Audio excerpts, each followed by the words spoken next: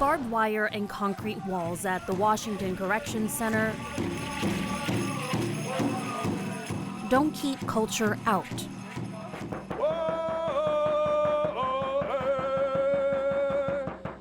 And our brothers may find healing right here, especially in here on the inside where it's most needed.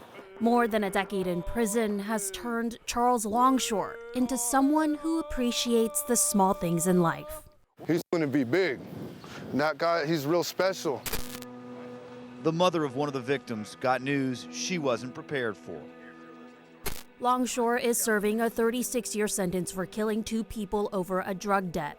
12 years into his sentence, Longshore says he's had time to look back on his violent actions. These are individuals with lived experience or currently This year, he testified to members of the Washington State Legislature I'm a Skokomis tribal member. in support of a bill that would modify criminal sentences on a case-by-case basis. I've reconciled all broken relationships. I've taken responsibility for my actions. Inside the prison, he found purpose here at the Medicine Garden. Right away, a crew of us came out here on a Friday and went to work.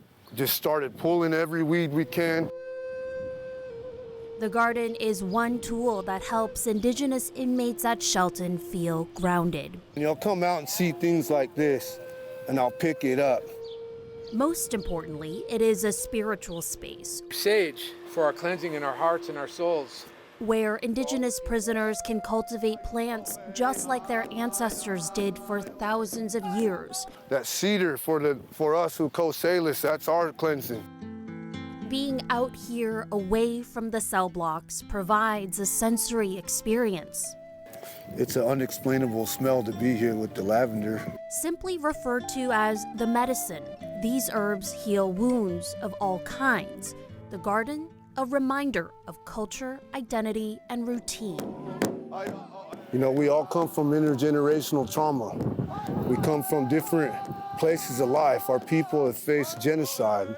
Our people have endured a different kind of struggle here, dating back to the colonization of America. For Native American inmates, the recidivism rate is 45.3%, meaning nearly half of Indigenous inmates released from our state's DOC will come back within 36 months. The overall recidivism rate is 22% for all inmates. Gabe Galanda has been trying to bridge that disparity. The goal of incarceration is in part to punish, but more importantly, it is to rehabilitate. Galanda, an enrolled member of the Round Valley Indian Tribes in California, is a lawyer and the founder of Hoyt, a nonprofit that advocates for tribal members in prison. You have an absolute right to use religion and spirituality as a mode of healing. How does that impact recidivism specifically? It causes them to then have to sort of reconcile the mistakes they made, maybe the hurt or trauma that they've caused. Through that process, there's medicine and there's healing, and we think that is the best possible means towards somebody's successful reentry and avoiding recidivism.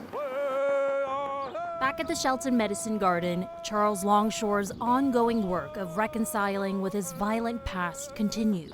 For me, it's about maintaining my identity as an Indian man. To be able to be connected with my spirituality is key to my rehabilitation. And when the Indigenous and imprisoned connect to their roots, they're able to find space to grow. This is harmony. This is peace. This is serenity. This is healing. With photojournalist Rachel Kim, for Facing Race, I'm Sharon Yu.